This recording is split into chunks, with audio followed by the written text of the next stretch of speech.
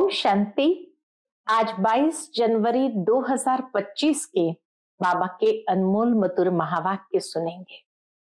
आज की बाबा की मुरली है पवित्रता और याद।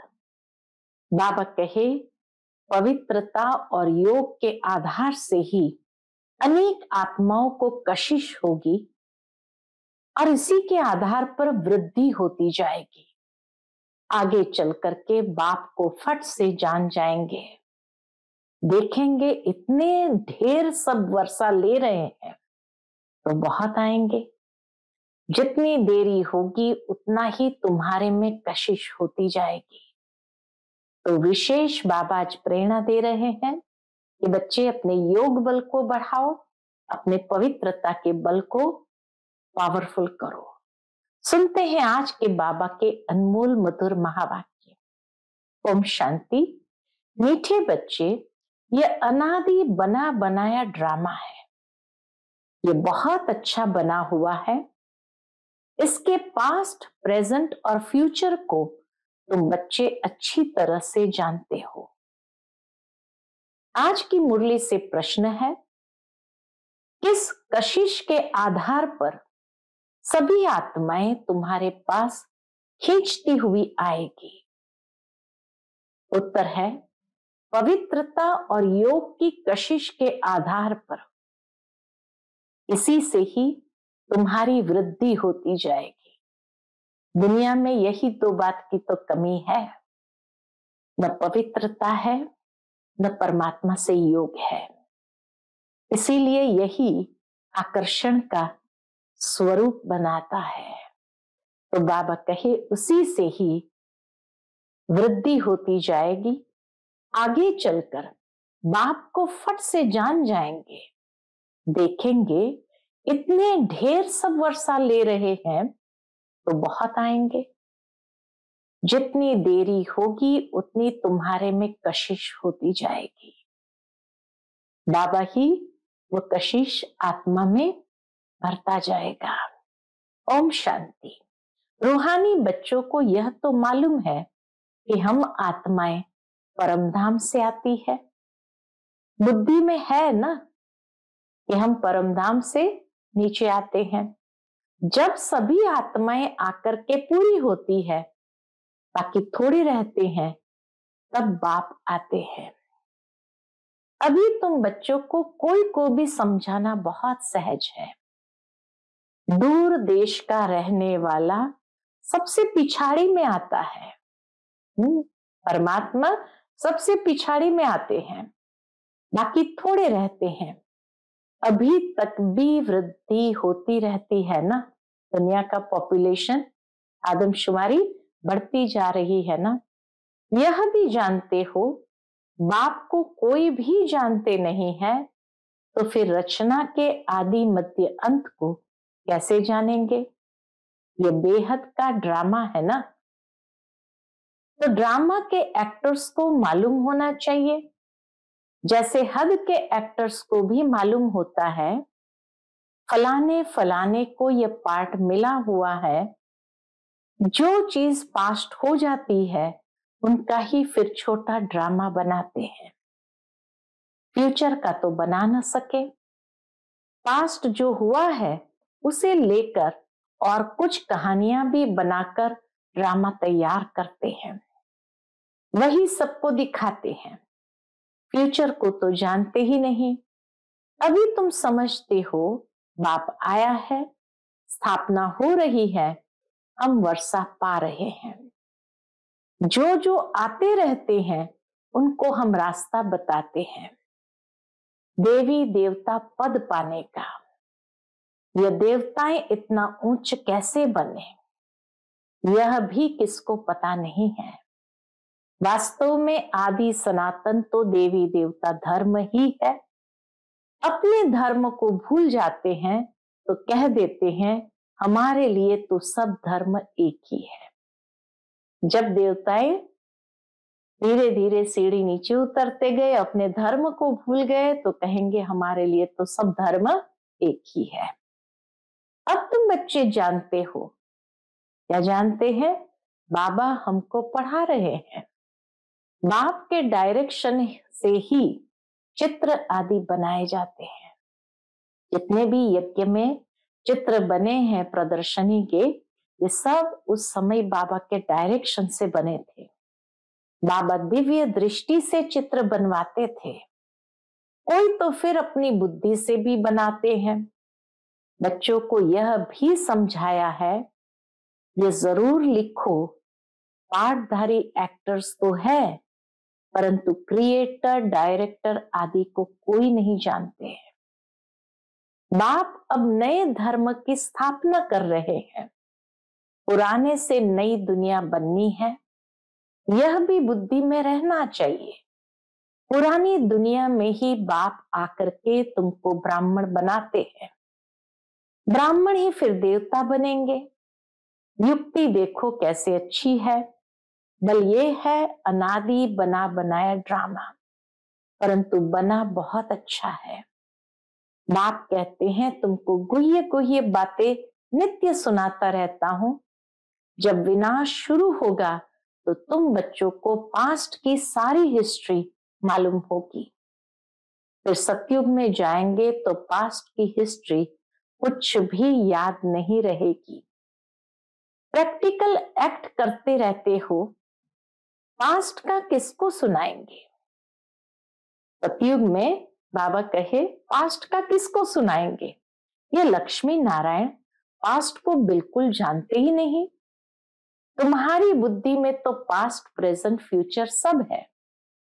ये संगम का ही समय है जब तीनों कालों को बहुत अच्छे से हम समझते हैं। तो बाबा कहे तुम्हारी बुद्धि में तो पास्ट, प्रेजेंट, फ्यूचर सब है। कैसे विनाश होगा, कैसे राजाई होगी, कैसे महल बनाएंगे, बनेंगे तो जरूर ना। स्वर्ग की सीन सीनरिया ही अलग है। जैसे जैसे पाठ बजाते रहेंगे मालूम पड़ता जाएगा। इसको कहा जाता है खूने नाहक खेल। विनाश के समय खूने नाहक खेल जरूर होना है। नाहक नुकसान होता रहता है ना। अर्थक्वेक होती है, कितना नुकसान होता है। बॉम्ब्स फेंकते हैं, ये नाहक है ना। कोई कुछ करता थोड़ी है। विशाल बुद्धि जो है वह समझते हैं। विनाश बरोबर हुआ था, जरूर मारामारी हुई थी, ऐसा खेल भी बनाते हैं। यह तो समझ भी सकते हैं। कोई समय किसकी बुद्धि में टच होता है, जैसे इस समय में सबकी बुद्धि में ये टच हो रहा है। कई महात्माओं की बुद्धि को टच हो रहा है कि विनाश का समय बहुत नजदीक है और 2025 से विनाश प्रारंभ हो जाएगा और थोड़ी समय में नई दुनिया, सतयुग की दुनिया आएगी। इसलिए कोई कहते भी है लाखों वर्ष है, तो कहते नहीं, अभी लाखों वर्ष नहीं है।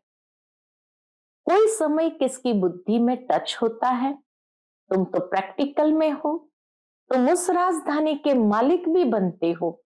तुम जानते हो अभी उस नई दुनिया में चलना जरूर है।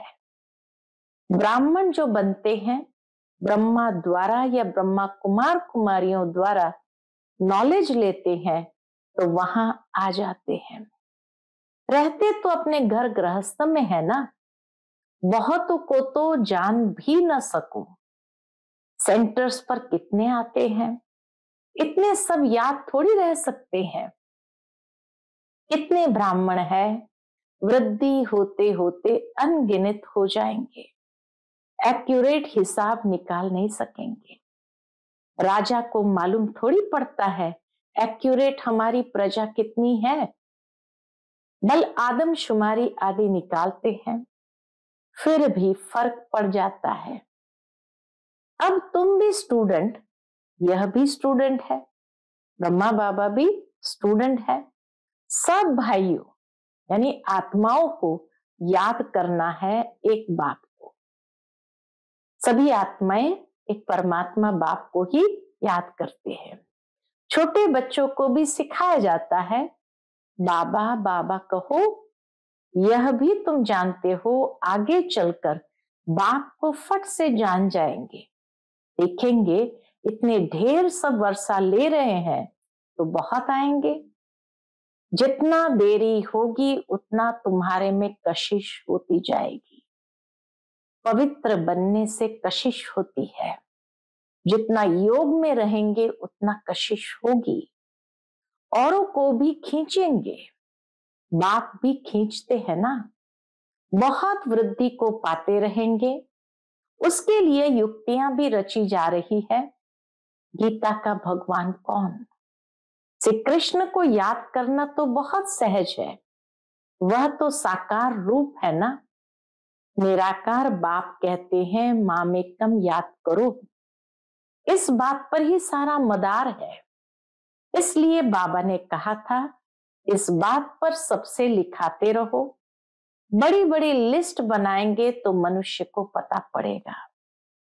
तुम ब्राह्मण जब पक्के निश्चय बुद्धि होंगे, जाड़ वृद्धि को पाता रहेगा, माया के तूफान भी पिछाड़ी तक चलेंगे।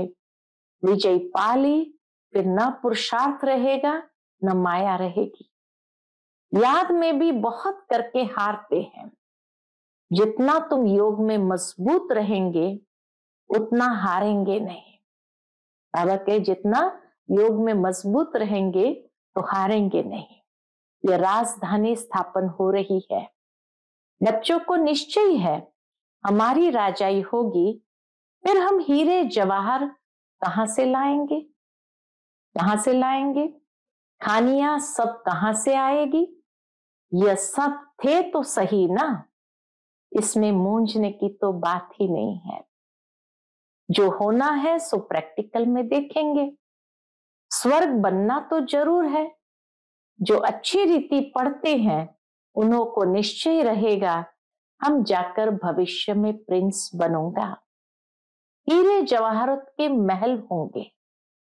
ये निश्चय भी सर्विसेबल बच्चों को ही होगा। जो कम पद पाने वाले होंगे उनको तो कभी ऐसे ऐसे ख्याल आएंगे भी नहीं कि हम महल आदि कैसे बनाएंगे। बाबा कहे जो बनने वाले होंगे, उन राजमहलों में रहने वाले होंगे, उनको सहज ख्याल आता जाएगा। जो बहुत सर्विस करेंगे वही महलों में जाएंगे ना। दास दासियां तो तैयार मिलेंगे। सर्विसेबल बच्चों को ही ऐसे ऐसे ख्याल आएंगे। बच्चे भी समझते हैं कौन कौन अच्छी सर्विस करने वाले। हम तो पड़े हुए के आगे भरी ढोएंगे। जैसे ये बाबा है, बाबा को ख्यालात रहती है ना। बूढ़ा और बालक समान हो गया।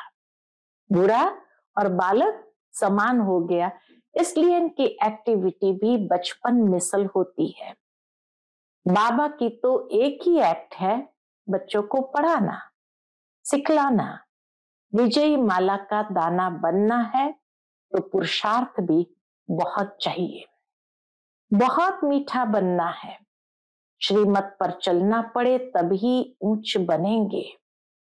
ये तो समझ की बात है ना। बाप कहते हैं हम जो सुनाते हैं उस पर जज करो। आगे चल और भी तुमको साक्षात्कार होता रहेगा। नजदीक आते रहेंगे तो याद आती रहेगी। 5000 वर्ष हुए हैं, अपनी राजधानी से लौटे हैं। 84 जन्म का चक्कर लगाकर आए हैं। जैसे वास्को डगामा के लिए कहते हैं वर्ल्ड का चक्र लगाया। तुमने इस वर्ल्ड में 84 का चक्र लगाया है। वो वास्को डगामा एक गया ना, यह भी एक है जो तुमको 84 जन्म का राज समझाते हैं। डिनास्टी चलती है तो अपने अंदर देखना है हमारे में देह अभिमान तो नहीं है। बाबा कहे अपने आप को चेक करो, हमारे में देह अभिमान तो नहीं है। फंक तो नहीं हो जाते हैं, कहां बिगड़ते तो नहीं है। तुम योग बल में होंगे, शिव बाबा को याद करते रहेंगे तो तुमको कोई भी चमाट आदि मार नहीं सकेंगे। योग बल ही ढाल है, कोई कुछ कर भी नहीं सकेंगे। अगर कोई चोट खाते हैं तो जरूर देह अभिमान है। देही अभिमानी को चोट कोई मार न सके। भूल अपनी ही होती है, विवेक ऐसा कहता है। चोट खाते हैं तो जरूर कहीं न कहीं भूल अपनी ही होती है, तभी चोट खाई है। देही अभिमानी को कोई कुछ भी कर नहीं सकेंगे, इसलिए कोशिश करनी है देही अभिमानी बनने की। सबको पैगाम भी देना है। भगवान उवाच मन मना भव। कौन सा भगवान? यह भी तुम बच्चों को समझाना है। बस इस एक ही बात में तुम्हारी विजयी होनी है। सारी दुनिया में मनुष्य की बुद्धि में श्री कृष्ण भगवान उवाच है, जब तुम समझाते हो तो कहते हैं बात तो बराबर है, परंतु जब तुम्हारे मुआफिक समझे तब कहेंगे बाबा जो सिखलाते हैं वह ठीक है। बाबा कहे जब तुम्हारे मुआफिक समझे तब कहे बाबा जो सिखलाते हैं वह ठीक है। श्री कृष्ण थोड़ी कहेंगे मैं ऐसा हूं, मेरे को कोई जान नहीं सकते। श्री कृष्ण को तो सब जान लेवे। ऐसे भी नहीं है कि श्री कृष्ण के तन से भगवान कहते हैं, नहीं, श्री कृष्ण तो होता ही है सतयुग में। वहां कैसे भगवान आएंगे? सतयुग में भगवान की आवश्यकता नहीं। भगवान तो आते ही है पुरुषोत्तम संगम युग पर, जब बच्चों को पतित से पावन बनाना है। तो तुम बच्चे बहुतों से लिखाते जाओ। क्या लिखाना है? तुम्हारी ऐसी बड़ी चौपड़ी छपी हुई होनी चाहिए, ओपिनियन की। बाबा कहे बड़ी चौपड़ी छपी हुई होनी चाहिए, उसमें सबकी लिखत हो। जब देखेंगे यह तो इतने सबने ऐसे लिखा है, तो खुद भी लिखेंगे, फिर तुम्हारे पास बहुतों की लिखत हो जाएगी। गीता का भगवान कौन? ऊपर में भी लिखा हुआ हो कि ऊंचते ऊंच बाप ही है। श्री कृष्ण तो ऊंचते ऊंच है नहीं। वह कह नहीं सके कि मामेकम याद करो। ब्रह्मा से भी ऊंचते ऊंच भगवान है ना। मुख्य बात ही यह है जिसमें सबका देवाला निकल जाएगा। जैसे गीता का भगवान सिद्ध होगा तो बाकी सबका देवाला निकल जाएगा। बाबा कोई ऐसे नहीं कहते कि यहां बैठना है, नहीं, सतगुरु को अपना बनाए, फिर अपने घर में जाकर रहो। शुरू में तो तुम्हारी भट्ठी थी, शास्त्रों में भी भट्ठी की बात है, परंतु भट्ठी किसको कहा जाता है ये कोई नहीं जानते हैं। भट्ठी होती है ईंटों की, उनमें कोई पक्की कोई खंजर निकलती है, यानी कोई कच्ची निकलती है। यहां भी देखो सोना है नहीं, बाकी बित्तर ठिक्कर है। पुरानी चीज का मान बहुत है। शिव बाबा का, देवताओं का भी मान है ना। सतयुग में तो मान की बात ही नहीं, वहां तो हर कोई उस स्वरूप में होंगे। वहां थोड़ी पुरानी चीज बैठ ढूंढते हैं, वहां पेट भरा हुआ रहता है, ढूंढने की दरकार ही नहीं रहती है। तुमको खोदना करना नहीं पड़ता है। सतयुग में कुछ खोदना करने की आवश्यकता नहीं। द्वापर के बाद खोदना शुरू करेंगे। मकान बनाते हैं, कुछ निकल आता है तो समझते हैं नीचे कुछ है। सतयुग में तुमको कोई परवाह नहीं, वहां तो सोना ही सोना होता है। ईंटें भी सोने की होती है। कल्प पहले जो हुआ है, जो नूंद है, वही साक्षात्कार होता है। आत्माओं को बुलाया जाता है, वह भी ड्रामा में नूंद है। इसमें मूंझने की दरकार नहीं। सेकंड बाय सेकंड पार्ट बचता है, फिर गुम हो जाता है। ये पढ़ाई है। भक्ति मार्ग में तो अनेक चित्र है। तुम्हारे ये चित्र सब अर्थ सहित है, अर्थ बिगर कोई चित्र नहीं। बाबा कहे तुम्हारे पास जितने भी चित्र है सब अर्थ सहित है, बिना अर्थ के कोई चित्र नहीं। जब तक तुम किसको समझाओ नहीं, तब तक कोई समझ ना सके। समझाने वाला समझदार नॉलेजफुल एक बाप ही है। अभी तुमको मिलती है ईश्वरीय मत। ईश्वरीय घराने के अथवा कुल के तुम हो। ईश्वर आकर घराना ही स्थापन करते हैं। अभी तुमको राजाई कुछ नहीं है। राजधानी थी, अब नहीं है। देवी देवताओं का धर्म भी जरूर है। सूर्यवंशी चंद्रवंशी राजाई है ना। गीता से ब्राह्मण कुल भी बनता है, सूर्यवंशी चंद्रवंशी कुल भी बनता है, बाकी और कोई हो न सके। तुम बच्चे सृष्टि के आदि मध्य अंत को जान गए हो। आगे तो समझते थे बड़ी प्रलय होती है। पीछे दिखाते हैं सागर में पीपल के पत्ते पर श्री कृष्ण आते हैं। पहला नंबर तो श्री कृष्ण ही आते हैं ना, बाकी सागर की बात नहीं है। अभी तुम बच्चों को समझ बड़ी अच्छी आई है। खुशी भी उनको होगी जो रूहानी पढ़ाई अच्छी रीति पढ़ते होंगे। जो अच्छी रीति पढ़ते हैं वही पास विथ ऑनर होते हैं। अगर कोई से दिल लगी हुई होगी तो क्या होगा, तो पढ़ाई के समय भी वह याद आता रहेगा, बुद्धि वहां चली जाएगी। इसलिए पढ़ाई हमेशा ब्रह्मचर्य में होती है। यहां तुम बच्चों को समझाया जाता है एक बाप के सिवाय और कहां भी बुद्धि नहीं जानी चाहिए। परंतु जानते हैं बहुतों को पुरानी दुनिया याद आ जाती है। बाबा जानते हैं बहुतों को पुरानी दुनिया याद आ जाती है, फिर यहाँ बैठे भी सुनते ही नहीं। भक्ति मार्ग में भी ऐसे होता है। सत्संग में बैठे भी बुद्धि कहाँ कहाँ भागती रहेगी। यह तो बहुत बड़ा जबरदस्त इम्तिहान है। कोई तो जैसे बैठे हुए भी सुनते नहीं है।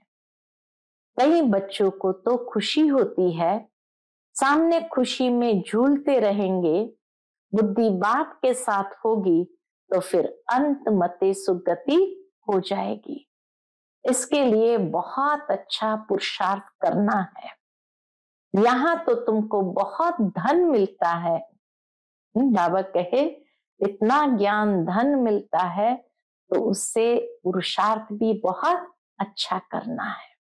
अच्छा, मीठे मीठे सिकिलदे बच्चों प्रति माता पिता बाप दादा का याद प्यार और गुड मॉर्निंग। रूहानी बाप की रूहानी बच्चों को नमस्ते।